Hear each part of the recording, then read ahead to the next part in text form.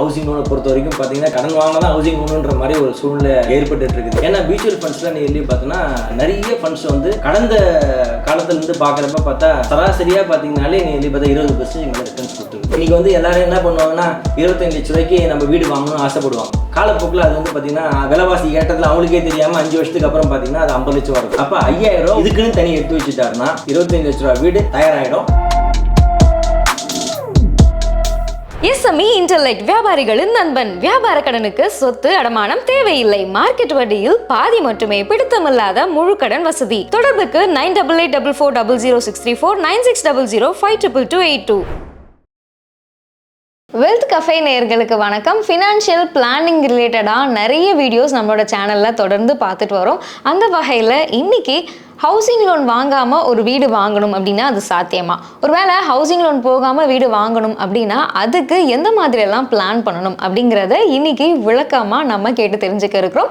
நம்மளோட guest chartered financial planar திரு Rajasekaran sir, அவரை invite பண்ணிட்டு நிகழ்ச்சிக்குள்ளே போகலாம். வணக்கம் சார். வணக்கம் சார். போன வீடியோவில் வந்து இந்த ஹவுசிங் லோன் பற்றி நீங்கள் வந்து ஒரு டீட்டெயிலான ஒரு சார்ட் வந்து கொடுத்துருந்தீங்க சார். ஹவுசிங் லோன் எப்படிலாம் பிளான் பண்ணணும் அப்படின்னு சொல்லி.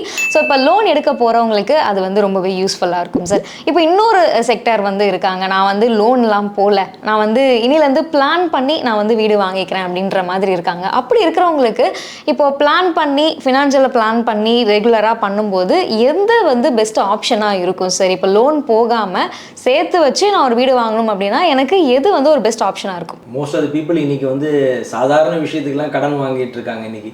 ஏன்னா வந்து இன்றைக்கி வந்து கடன்றது மிகப்பெரிய வளர்ச்சியில் போயிட்டு இருக்குதுன்னு வச்சுக்கோங்க. எல்லாத்துக்கும் எதுக்கத்தாலும் கடனாக இருக்குது. ஆனால் இது மாதிரி ஒரு ஏன்னா ஹவுசிங் லோனை பொறுத்த வரைக்கும் பார்த்தீங்கன்னா கடனை நோக்கி தான், கடன் வாங்கினா தான் ஹவுசிங் லோனுன்ற மாதிரி ஒரு சூழ்நிலை ஏற்பட்டு இருக்குது. ஏன்னா எல்லாத்துக்குமே கடனாக தீர்வு ஆகிப்போச்சு. இன்றைக்கி செல்ஃபோன்லேருந்து கார் வரைக்கும் கடன் இருக்குது. அதாவது இல்லாமல் இது தவிர பெரிய லோனுக்கு நீங்கள் சாதாரண லோனுக்கே கடன் வாங்குற வரப்ப இது வந்து பெரிய முதலீடுக்கு நீங்கள் வந்து கடன் தான் தீர்வுன்ற மாதிரி சூழ்நிலை ஏற்படுது. அதையே நீங்கள் வந்து முதலீடு மூலிமா பண்ண முடியுமான்னு கேட்டிருக்கீங்க. கண்டிப்பாக பண்ணலாம் மேடம். ஏன்னா எல்லா கனவுக்கும் கடன் வாங்காமல் செய்கிற விஷயத்துக்கு தான் நிதி ஆலோசனை தேவை. அப்படி இருக்கப்போ பெரிய கனவுக்கு நீங்கள் இந்த கேள்வி கேட்டிருக்கீங்க. அதுக்கும் வந்து நீங்கள் கால்குலேஷன் மூலிமா நீங்கள் எப்போவுமே மக்களுக்கு வந்து ஒர்க்கிங் பண்ணி தெளிவாக காட்டணும்னு விருப்பப்படுறீங்க. அதுக்கு நான் தலை வணங்குறேன். இது வந்து கால்குலேஷன் மூலிமா போயிடலாம். கண்டிப்பாக கனவு பெரிய பெரிய கனவுக்குலாம் நம்ம ஏற்கனவே வந்து கூட்டு வட்டியின் பலனாக பார்த்தோம். அந்த கூட்டு வட்டியின் பிரம்மாஸ்திரத்தை வச்சுக்கிட்டு நம்ம வீட்டுக்கும் அழகாக பிளான் பண்ணலாம். நான் நிறைய ப்ராக்டிஸில் பார்க்குறப்ப பார்த்தா நிறைய பேர் கடனே வாங்காமல் சில செயல்களை செஞ்சுட்டு இருக்காங்க. ஏன்னா வருங்கால தலைமுறைக்கு பிஸ்னஸ் பண்ணுறதாகட்டும், அவங்களுக்கு வந்து ஒரு தொழில் வளர்ச்சி ஏற்படுத்தி கொடுத்தாகட்டும், அவங்களுக்கு ஒரு புதிய வீடு வாங்கி தரத்துக்கும் இன்றைக்கி நிறைய வாய்ப்புகள் ஏற்படுத்தி கொடுத்துருக்காங்க. ஏன் இன்றைக்கி மோஸ்ட் ஆஃப் த பேரண்ட்ஸுக்கு பார்க்குறப்ப பார்த்தா நாங்கள் நிறைய விஷயத்தில் பேரண்ட்ஸ் பார்த்தா நீங்கள் ஒரு காலகட்டத்தில் சமூகம் மாறிக்கிட்டே இருக்குது. ஃபஸ்ட்டு வந்து இப்போ கல்யாணம் பண்ணுறப்ப பொண்ணுங்களாம் பார்த்தீங்கன்னா ஃபஸ்ட்டு டூலர் வாங்கி கொடுப்பாங்க. அதுக்கப்புறம் நீங்கள் பார்த்தா கார் வந்துடுச்சு. இன்றைக்கி வந்து அடுத்த தலைமுறைக்கெலாம் பார்க்குறப்ப வீடே வாங்கி கொடுக்குற அளவுக்குலாம் இன்றைக்கி பேரண்ட்ஸ் வளர்ந்துருக்காங்க. சமூகமும் அந்த அளவுக்கு வளர்ந்துருக்குது, வளர்ச்சியை நோக்கி போயிட்டுருக்குது. அவங்க எங்கே வேலை கிடைக்குது, எங்கே ஸ்டே பண்ண போகிறாங்க அப்படின்னு கேட்டு இன்றைக்கி மாநிலத்தை தவிர்த்து கண்ட்ரி தானே அதர் கண்ட்ரிக்கும் பேரண்ட்ஸ் ஹெல்ப் பண்ணுறாங்க, வீடு வாங்குறதுக்கே ஹெல்ப் பண்ணுறாங்க. அப்போ அப்படி இருக்கப்ப அந்த மாதிரி கனவுகளுக்கு ஆகட்டும், இப்போ நீங்கள் வந்து சொந்தமாக வீடு வாங்குற கனவாகட்டும், ஒரு குறிப்பிட்ட ஆனால் வந்து குறுகிய காலத்தில் வீடு வந்து முதலீடு மூலியமாக பார்க்குறது பெரிய முதலீடாக இருக்கும். குறைந்த சம்பளம் வாங்குறவர் வந்து பார்த்தீங்கன்னா வீடு கனவுன்றது ஒரு பெரிய கேள்விக்குறியாக இருக்குது. ஏதாவது எதிர்பார்த்து ஒன்று அரசாங்கத்தை எதிர்பார்த்துருக்கணும், அப்படி இல்லை சொந்த முயற்சியில் வீடு வாங்கணுன்ற ஆசையை நிறைவேற்றணுன்ற ஒரு குறிக்கோளை நோக்கி அவர் பயணம் பண்ணுவார். அப்படி பண்ணுறப்ப பார்த்தீங்கன்னா தன் முதலீடு மூலிமா, தன் சொந்த உழைப்பு மூலிமா, தன் சொந்த முதலீடு மூலியமாகவே அவர் வீடு வாங்கணும்னா கண்டிப்பாக சாத்தியம் இருக்குது. ஆனால் அதுக்குன்னு ஒரு குறிப்பிட்ட டைம் கொடுத்தானா நல்லாயிருக்கும். குறைஞ்சபட்சம் இன்னிலேருந்து ஒரு 180 மாதம், அது சராசரியாக 15 வருஷம் அப்படின்னா அவங்களுக்கு வந்து அந்த பணம் வந்து கூட்டு வட்டியின் பலனை கொஞ்சம் நல்ல உணர்வாகணும்னு வச்சிங்கன்னா அப்போ உடனே வாங்கணும்னா கடன். அப்போ தள்ளி வாங்குறோம் விருப்பப்படுறேன், நான் கடனே வாங்காமல் சேர்த்து வச்சு வாங்கணும்னு விருப்பப்படுறேன். எனக்கு இது நாள் வரைக்கும் நான் இந்த இதுலேயே பண்ணுறேன், ரெண்டில் இன்னும் டபுளாக ரெண்ட் எழுப்பிச்சு என்ன பண்ண போகிறேன். கொரோனா பீரியடில் ஒரு ரெண்ட் இருந்தது, இப்போ வந்து வேறு ரெண்ட்டு மாறிட்டு இருக்குது. சூழ்நிலை அந்தந்த மாநிலத்துக்கு ஏற்ற மாதிரி மாறிட்டு இருக்குது. அப்போ அந்த ரெண்ட்டை வந்து நான் எக்ஸ்ட்ரா பேமெண்ட் பண்ணி வருமானம் உயரப்ப நான் இந்த வாய்ப்பை பயன்படுத்தி சேர்த்து வச்சு ஒரு கடனை வாங்கணும்னு விருப்பப்பட தாராளமாக பண்ணலாம். அதுக்கும் பேனா பென்சில் எடுத்துங்க, ஃபினான்ஷியல் கால்குலேட்டர் மூலிமா ஒர்க் அவுட் பண்ணிக்கலாம். சார் நீங்கள் சொன்ன மாதிரி pen paper financial calculator open பண்ணியாச்சு. இப்போனா எவ்வளோ ரூபாய்க்கு நீங்கள் வீடு வாங்க போகிறீங்க, ஒரு ஃபஸ்ட்டு ஒரு இது திட்டமிடணும். ஏன்னா எவ்வளோ ரூபாய்க்கு நான் வீடு வாங்க போகிறேன், இன்றைக்கி இருக்கிற வீடு மதிப்பு வருங்காலத்தில் இதே நிலையில இருக்குன்னு சொல்ல முடியாது. என்ன கண்டிப்பா காரணம், ஒவ்வொரு விலை ஏற்றம் இருக்கும்ல சார். பணவீக்கம் நம்ம கூட நிழல் மாதிரி வந்துகிட்டே தான் இருக்குது. அப்போ சராசரியாக விலைவாசி ஏற்ற உணவு சார்ந்த விஷயங்களுக்கு மட்டும்தான் சராசரியாக 7% ஏறிட்டு இருக்குது. ஆனால் பொருளாதார விஷயத்தை இப்போ பார்க்குறப்ப பார்த்தா இந்த வீடாகட்டும் அந்த இதெல்லாம் பார்த்தீங்கன்னா சராசரியாக 10% மேலே தான் ஏறிட்டு இருக்கு. அது வந்து அங்கங்கே அந்த தேவைகளை பொறுத்து அது மாற்றம் ஏற்படுது. மெட்ரோபாலிட்டன் சிட்டினா ஒன்று, இதே வந்து நகர்ப்புற அவர் சொந்த வீடு என்னைக்கு கட்ட போகிறாருன்ற பொறுத்தும் முடிவு எடுக்க வேண்டியது இருக்குது. ஏன்னா அவர் வந்து அவர் மெட்ரோபாலிட்டன் சிட்டியில் கட்ட போகிறாரா, அப்படி இல்லை நான் மெட்ரோவில் கட்ட போகிறாரா. அப்போ மெட்ரோபாலிட்டன் சிட்டின்னா விலைவாசி ஏற்றம் அது அந்த வளர்ச்சி அங்கே சுற்றுப்புற வளர்ச்சிக்கு ஏற்ற மாதிரி மாறுபடும். அப்போ இதே நான் மெட்ரோன்னா வளர்ச்சின்றது சீராக தான் இருக்கும். அப்போ அவர் தொகையை தீர்மானிக்கணும்னு விருப்பப்பட்டானா எவ்வளோ தொகைக்கு அவர் வாங்க போகிறாரு, எவ்வளோ தொகைக்கு நான் வந்து வீடு கட்டணும்னு ஆசைப்பட்றேன், இல்லை அவர் சொந்த இடத்துலேயே வந்து நான் வீடு கட்டணும்னு ஆசைப்பட்றேன், சேர்த்து வச்சு கட்ட விருப்பம் ஒரு கனவு இருக்கலாம். அப்படி இல்லைன்னு நம்ம வந்து எங்கே வீடு வாங்க போகிறோன்ற தீர்க்கமான முடிவுனா ஒரு ஃபிகர் எடுத்துக்கலாம். அப்படி பார்க்குறப்ப சராசரியாக ஒரு 25 லட்சம் ஒரு மதிப்பு நீங்கள் எடுத்துக்கிட்டீங்கன்னா எவ்வளோ ரூபாய் விலைவாசி ஏற்றம் ஒரு கணிப்பு நம்ம பிளான் பண்ணுவோம். அப்படி பார்க்குறப்ப பார்த்தா ஃபினான்ஷியல் கால்குலேட்டர் ஓப்பன் பண்ணிட்டேன் சார். டிவிஎம் கால்குலேட்டர் ஓப்பன் பண்ணி பிரசன்ட் வேல்யூல 25 லட்சம் போடுங்க. பிரசன்ட் வேல்யூ 25 லட்சம் போட்டாச்சு சார். அத வந்து முதலீடுன்ற மைனஸ்ல போடுங்க. மைனஸ் 25 லட்சம். மைனஸ் 25 லட்சம். பெர்சன்டேஜ்ல சராசரியா ஒரு கால்குலேஷன் பண்றது 10% எடுத்துக்கிறேன். 10% எடுத்துட்டு 15 வருஷம் இன்னில இருந்து 15 வருஷம் சென்று நான் வீடு வாங்க போறேன்னு வச்சுங்க. அப்ப 25 லட்சம் இன்னி இருக்க மதிப்பு 10% 15 வருஷமா உயர்ந்துனா எவ்வளவு ரூபாய் இருக்கும்னா குறைஞ்சபட்சம் பாத்தீங்கன்னா 1,04,00,000 வருது. ஆனா ஆனுவலி கால்குலேட் பண்ற மாதிரி இருந்தா அப்ப இன்னைக்கு 25 லட்சம் உள்ள வீட்டு மதிப்பு 15 வருஷம் சென்று அவர் வாங்க விருப்பப்பட்டாங்கன்னா 1 கோடி மதிப்பு இருக்கும். 1,04,00,000 வருது. அப்ப 1 கோடி கால்குலேட்டுக்காக 1 கோடி எடுத்துக்கிட்டு வச்சுங்க. அப்ப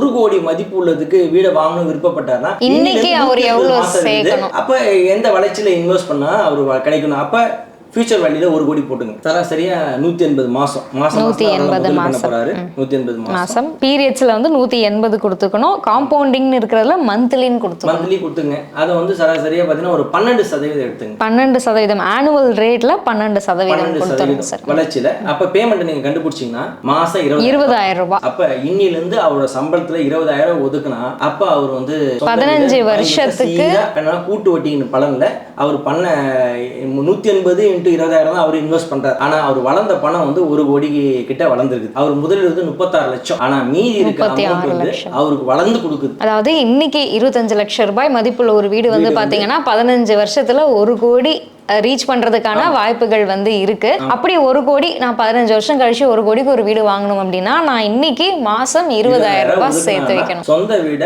தன் உழைப்பால லோன்லாம் எதுவுமே இல்லாம நம்ம 36 லட்சம் கட்டி 64 லட்சம் அவரு பணம் வளர்ந்து 1 கோடி வீட சொந்தமா கேஷ் கொடுத்தே வாங்கிக்கலாம். இப்படிதான் திட்டமிடணும். என்னன்னா 25 லட்சத்துக்கு வீட வந்து மதிப்பு வருங்காலத்துல இவ்வளவு ரூபாய் மதிப்பு இருக்கு, 1 கோடி மதிப்பு இருக்குதுன்னா அப்ப அந்த 1 கோடி ரூபாய்க்கு திட்டமிட்டு இன்னிலிருந்து சேர்த்து வைக்கிற மாதிரி கோல் செட் பண்ணி பண்ணாருன்னா அவரு கடன் வாங்காம வீடு பண்ணிக்கலாம். சரி, இப்போ நீங்க வந்து 12% ரிட்டர்ன்ஸ் தரக்கூடிய முதலீடுல இன்வெஸ்ட் பண்ணா இந்த ஃபிகர் வந்து ஒர்க் அவுட் பண்ணி சொல்லியிருக்கீங்க.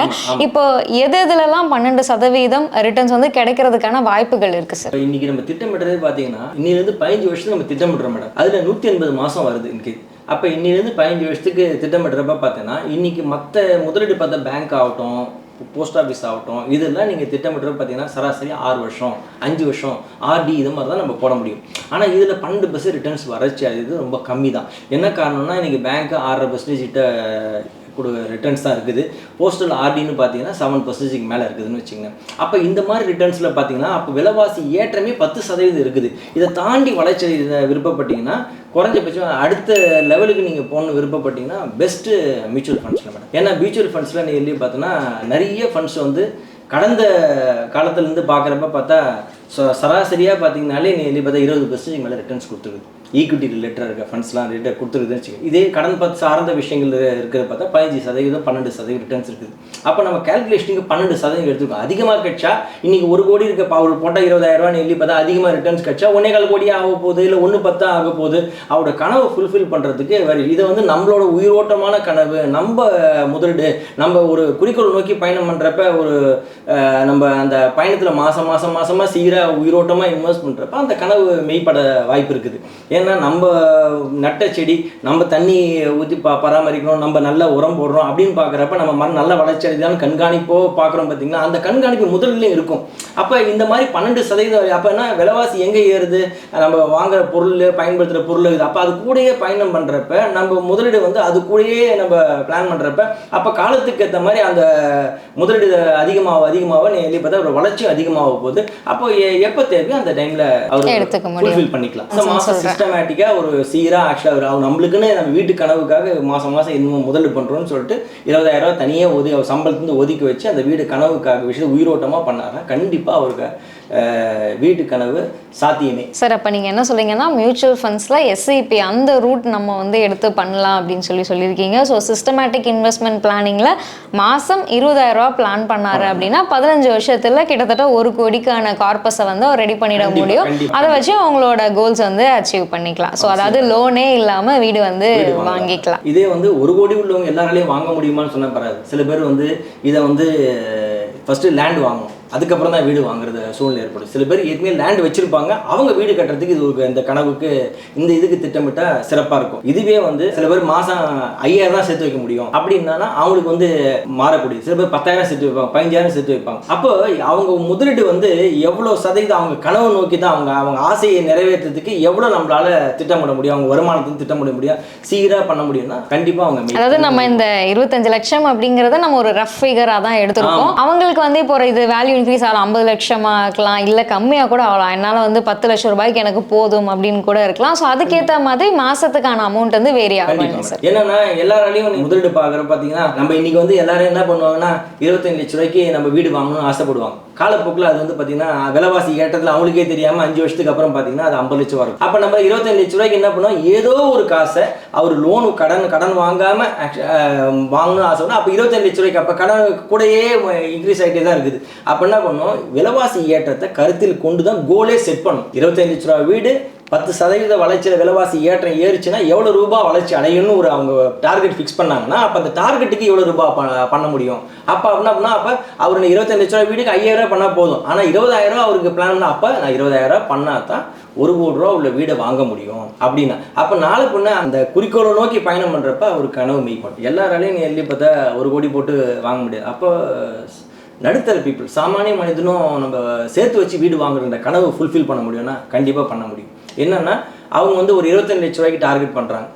அப்போ அந்த 25 லட்ச ரூபாய் தொகைக்கு எவ்வளோ ரூபாய் சேர்த்து வைக்கணும்னு சொல்லிட்டு அதாவது 15 வருஷம் கழிச்சு 25 லட்சம் ரூபாய் வாங்கணும் அப்படின்னா இன்னைக்கு என்ன பண்ணணும் அப்படிங்கிறத இப்போ பார்க்கலாம். 25 லட்சம் ஆகட்டும், 50 லட்சம் ஆகட்டும், 75, 1 கோடி திட்டமிடுறப்ப அவங்களுக்கு ஒரு வாசகர்களுக்கு ஒரு கிளாரிட்டி கொடுத்த மாதிரி இருக்கும். அவங்களால முடியும், அப்போ நம்மளாலே சாத்தியமாக இருக்கும், பண்ணலாமே, அப்படி பண்ணால் நம்ம சேர்த்து வைக்கிற கனவு ஃபுல்ஃபில் ஆகுமே அப்படின்ற ஒரு எண்ணங்கள் விதைப்போம். கண்டிப்பாக சார். ஃபியூச்சர் வேல்யூவில் 25 லட்சம் போட்டுக்குவோம். ஃபியூச்சர் வேல்யூவில் 25 லட்சம், ஆனுவல் ரேட்டில் வந்து 12%, 12%, பீரியட் வந்து 180 மந்த்லி. ஃபியூச்சர் வேல்யூ 25 லட்சம், 12% ரிட்டர்ன்ஸ் கிடைக்கிற ஒரு முதலீடு. 180 மாசமா நம்ம முதலீடு பண்ண விருப்பப்பட்டா மாசம் 5,004 ரூபா, சராசரி 5,000 ரூபாய். அப்ப 5,000 இதுக்குன்னு தனி எடுத்து வச்சுட்டாருன்னா 25 லட்ச ரூபாய் வீடு தயாராயிடும், அவரு வீடு சாத்தியமாகும். ஒரு 15 வருஷம் கழிச்சு அவங்களால வந்து 25 லட்சத்தை வந்து சேர்க்க முடியும் சார். இதுவே 50 லட்ச ரூபா. இப்போ ஃபியூச்சர் வேல்யூல 50 லட்சம் போட்டுருக்கோம். போறாரோ இல்ல வீடு கட்ட போறாரோ அந்த கனவு நிறைவேற விருப்பப்பட்டாங்கன்னா அதுக்கு பாத்தீங்கன்னா இதே 10,000 ரூபாய் அப்படின்னு பார்த்தா 10,000 ரூபாய். இதே அப்ப 75 லட்சம்ன்றப்ப 15,000 ரூபாய் இருக்கும். ஆமா சார், 15,000 ரூபாய். 75 லட்ச ரூபாய் வீடு வாங்க போறாருன்னா இதே 75 லட்சம் 12% வலிச்சு 180 மாசத்துக்கு 15,000 ரூபாய் ஆயிடுது. 15,000 ரூபாய் முதலீடு பண்ண தகுதியானவர் அவர் வீடு கனவு மெய்ப்படத்துக்கு இந்த அமௌண்ட் ஒதுக்குனா மட்டும் போதும். அப்போ 1 கோடி ரூபாய்க்கு 20,000 ரூபாய், இதே 1.5 கோடி ரூபாய்க்கு அவர் திட்டமிட்டாருன்னா 30,000 ரூபாய். அப்ப ஒவ்வொரு 25 லட்சத்துக்கும் அவர் 5,000 ரூபாய் அவர் அதிகப்படுத்திட்டாருன்னா அவரு கனவு நிறைவேறதுக்கு வாய்ப்பு இருக்குது. அப்ப இன்னிலிருந்து 15 வருஷம் 180 மாசத்துக்கு அவர் கனவு மெய்ப்பட வாய்ப்பு இருக்குது. அப்ப இதுதான் ப்ரீ பிளான்டு கோல்ஸ். அப்போ என்ன பண்ணுவோம், விலைவாசி ஏற்றத்தை முன்னாடி நம்ம பார்த்தோம், 50 லட்ச ரூபா 25 லட்ச ரூபா வீடு வந்து விலைவாசி ஏற்றத்தை கருத்தில் கொண்டு 25 லட்ச ரூபா வீடு 15 வருஷத்துக்கு அப்புறம் 1 கோடி ரூபா மதிப்பு இருக்குது. அப்போ அந்த 1 கோடி ரூபா திட்டமிடுறப்ப அவங்களுக்கு எவ்வளோ ரூபாய் ஒதுக்கணும், 20,000 ரூபா ஒதுக்கணும்னு வந்து தெரிஞ்சுது. அதே மாதிரி இப்போ வந்து சாதாரண சாமானிய மனிதனும் 25 லட்ச ரூபா வீடு 50 லட்ச ரூபா, அப்போ ஒரு ஃபிகர் தான் நம்ம எடுத்துக்கிறோம். 25 லட்ச ரூபா வீடு கட்ட போகிறோமா வாங்க போகிறோமா, 50 லட்ச ரூபா வீடு கட்ட போகிறோமா வாங்க போகிறோமா, 75 லட்சம் வீடு கட்ட போகிறோமா வாங்க போகிறோம். அப்போ அவங்க கனவு மெய்ப்படுறதுக்கு சீராக அவர் முதல் பண்ணாங்கன்னா 12% வளர்ச்சியில் கண்டிப்பாக அவங்க கனவு என்னன்னா பணம் வளர்ச்சி 12% வளர்ச்சி வளைய அவர் கனவு மெய்ப்படுறதுக்கு சந்தோஷமாக அவர் கனவு மெய்ப்படுறதுக்கு அவர் சொந்த வீடு நம்ம கட்டுறதுக்கு அவர் மிகப்பெரிய வரப்பிரசாதமாக இருக்கும். இந்த மாதிரி ஒவ்வொருத்தவங்களும் ஏன்னா எல்லாருக்குமே சொந்த வீடுன்றது ஒரு மிகப்பெரிய வரப்பிரசாதம். அவங்க வாழ்க்கையில் சொந்த வீடு கட்டணுன்ற ஒரு வைராகியமே இருக்கும். அப்போ அந்த மாதிரி உயிரோட்டமாக இருக்க ஆற்றலுக்கு இந்த எளிமையான விஷயம் அவங்க வாழ்க்கையில் ஏன்னா கடன் வாங்கி தான் செய்யணும்னு அவசியம் கிடையாது. கடனே வாங்காமல் முதலீடு மூலிமா செய்கிறத ஒரு வாய்ப்பு அவங்களுக்கு இந்த எளிமையான விஷயம் எவ்வளோ பெரிய தொகையாக இருந்தாலும் சரி சின்னதாக திட்டமிட்டு அவங்க வாழ்க்கையில் அவங்க வருமானத்தில் ஒரு பகுதி அதை ஒதுக்குனாங்களா அவங்க இது ஒரு என் கனவுக்காக நான் ஒதுக்குறேன், என் லட்சியத்துக்காக ஒதுக்குறேன் அப்படின்னு அவங்க வாழ்க்கைக்காக மேம்படுறதுக்கு அந்த அமௌண்ட்டை ஒதுக்குனாங்கன்னா கண்டிப்பாக அவங்க வீடு ஃபுல்ஃபில் த ட்ரீம் ஹவுஸ். சரி, இன்னைக்கு நிகழ்ச்சியில் கலந்துக்கிட்டு ஒரு லோன் வாங்காமல் ஒரு வீடு வாங்கணும் அப்படின்னா என்னென்னலாம் பண்ணணும் அப்படின்னு சொல்லி ரொம்பவே விளக்கமாக சொல்லியிருக்கீங்க. மற்றும் ஒரு நிகழ்ச்சியில் சந்திக்கலாம். நன்றி சார். நேர்களே, இன்னைக்கு ஒரு ஹவுசிங் லோன் இல்லாமல் வீடு வாங்குறதுக்கு என்னென்னலாம் பண்ணணும் அப்படிங்கிறத விளக்கமாக பார்த்துருந்தோம். உங்களுக்கு ரொம்பவே ஹெல்ப்ஃபுல்லாக இருக்கும் அப்படின்னு சொல்லி நம்புகிறோம். மற்றும் ஒரு நிகழ்ச்சியில் சந்திக்கலாம். நன்றி. இந்த வீடியோ உங்களுக்கு பிடிச்சிருந்தா லைக் பண்ணுங்க, ஷேர் பண்ணுங்க, கமெண்ட் பண்ணுங்க. மறக்காம வெல்த் கஃபே தமிழ் சேனலை சப்ஸ்கிரைப் பண்ணிட்டு பெல் பட்டனை கிளிக் பண்ணுங்க.